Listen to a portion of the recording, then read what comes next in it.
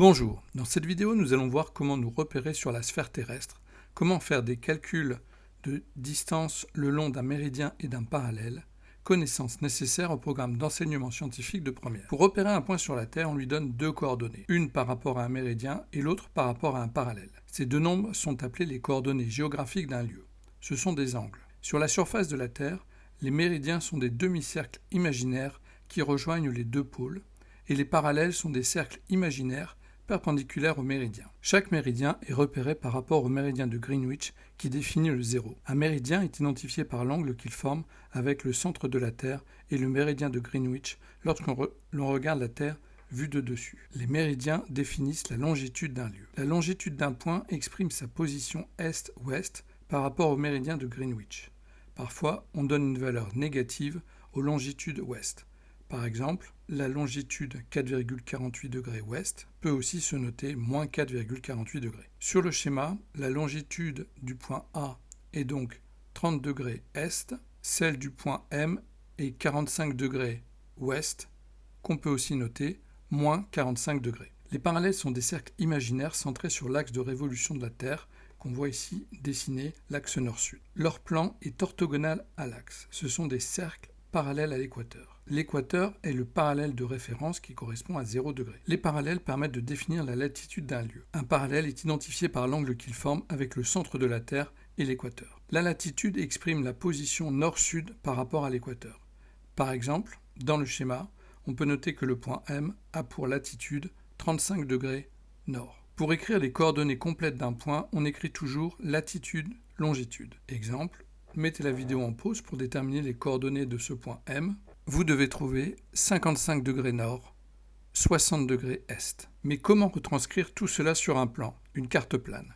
C'est là que ça se complique. C'est à Gérard Mercator, mathématicien et géographe flamand du XVIe siècle, que l'on doit cette solution. À chaque point du globe, on fait correspondre un point sur une surface plane. Il a imaginé rouler un cylindre tangent à l'équateur, que vous voyez représenté ici, puis projeter chaque point du globe à partir du centre de la Terre sur cette feuille cylindrique. L'inconvénient, c'est que plus on s'écarte de l'équateur, plus les parallèles s'éloignent les uns des autres. On voit que sur une carte dépliée, les régions polaires sont beaucoup plus étendues qu'elles ne le sont en réalité. Cette projection conserve les angles, mais pas les distances. Vous voyez que la distance augmente d'un parallèle à l'autre, pourtant on décale à chaque fois de 20 degrés, mais vous voyez que la distance est de plus en plus grande. L'intérêt de cette projection, c'est qu'on obtient une représentation des méridiens et des parallèles comme des droites perpendiculaires entre elles.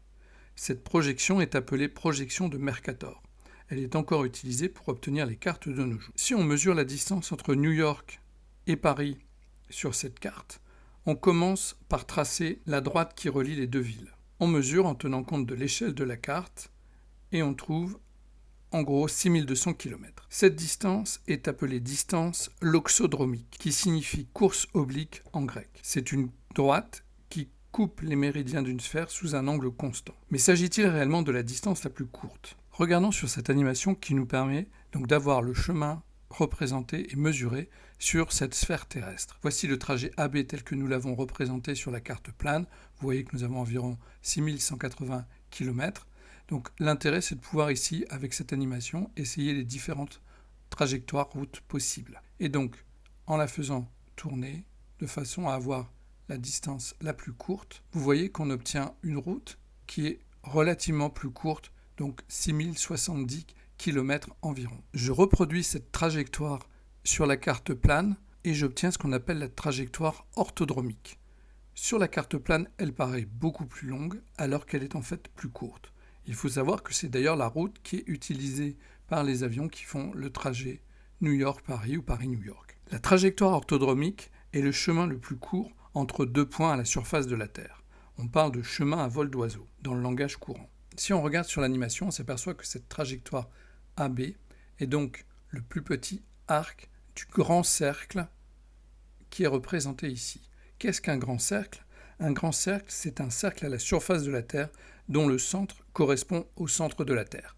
On voit effectivement que cet arc de cercle appartient à un cercle, donc grand cercle, qui a pour centre le centre de la Terre. Alors que la trajectoire loxodromique, elle, donc correspondait à un arc de cercle, donc d'un cercle qui ne passe pas par le centre de la Terre. Donc vous avez ainsi la définition de la trajectoire orthodromique. Je la répète, c'est le plus petit des deux arcs du grand cercle joignant les deux points qui nous intéressent.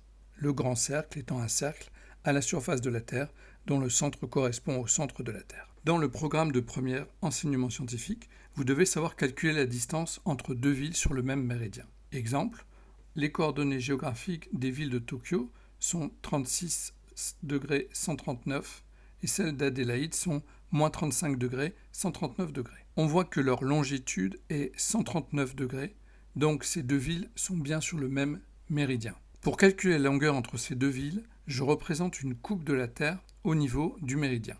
Donc vous avez une représentation ici, le méridien sur donc 239 degrés, sur lequel sont les deux villes de Tokyo et d'Adélaïde. On aperçoit que le méridien a bien pour rayon le rayon de la Terre, les pôles nord et sud sont indiqués, et donc la latitude de 36 degrés nord de Tokyo, la latitude de moins 35 degrés, donc 35 degrés sud d'Adélaïde, sont ainsi représentés. Comment faire le calcul? Nous allons faire en fait un produit en croix qui va nous permettre de comparer ici la circonférence qui correspond donc au tour de la Terre ici de rayon terrestre et l'arc de cercle qui correspond à l'angle entre Tokyo et Adélaïde. Donc l'angle entre Tokyo et Adélaïde vaut 71 degrés. Donc la distance qui nous intéresse correspond à un angle de 71 degrés alors que le tour de la Terre va correspondre à un angle de 360 degrés. 360 degrés correspond à 2π fois le rayon terrestre, donc le rayon terrestre étant de 6370 km. À quelle distance correspond 71 degrés? Par le calcul, vous trouvez 7894 km, qui correspond à la distance Tokyo-Adélaïde sur le méridien 139 degrés. Vous devez aussi savoir calculer la distance entre deux points sur un même parallèle. On donne les coordonnées géographiques des villes d'Anchorage et Saint-Pétersbourg. Anchorage, 60 degrés nord, 150 degrés ouest. Saint-Pétersbourg, 60 degrés nord, 30 degrés est. On voit bien que ces deux villes sont sur le même parallèle, le parallèle 60 degrés. Le cas va être un peu différent que pour le calcul sur le méridien. Pour cela, on représente une vue de dessus de la Terre. Donc, vous avez ici l'équateur, donc qui correspond à un cercle de rayon, le rayon terrestre. Si on dessine le parallèle 60 degrés nord, vous allez voir que son rayon va être plus court. On a placé donc, à partir du méridien de Greenwich, ici, à 0 degré, 150 degrés ouest pour Anchorage et 30 degrés est pour Saint-Pétersbourg. On voit que ces deux villes sont diamétralement opposées, puisque l'angle entre les deux va faire 180 degrés.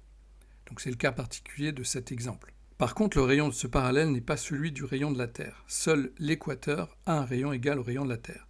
Nous devons donc déterminer la valeur de ce rayon. Faisons une représentation de côté. Donc l'équateur est ici représenté en vert. Le parallèle qui nous intéresse entre Anchorage et Saint-Pétersbourg est représenté ici en bleu. On voit bien que le rayon de ce parallèle est plus court que le rayon de la Terre au niveau de l'équateur. Maintenant, les deux villes sont aussi sur la sphère terrestre, donc situées à partir du centre à une distance qui correspond au rayon terrestre. Nous voulons déterminer la valeur de R. Pour cela, nous allons utiliser le triangle qui est représenté ici, donc par le rayon R, SP, le centre de la Terre et retour. Donc si nous avons ici 60 degrés qui correspond à la latitude de ces deux villes, cela veut dire que nous avons ici un angle de 30 degrés. Nous allons utiliser les propriétés trigonométriques.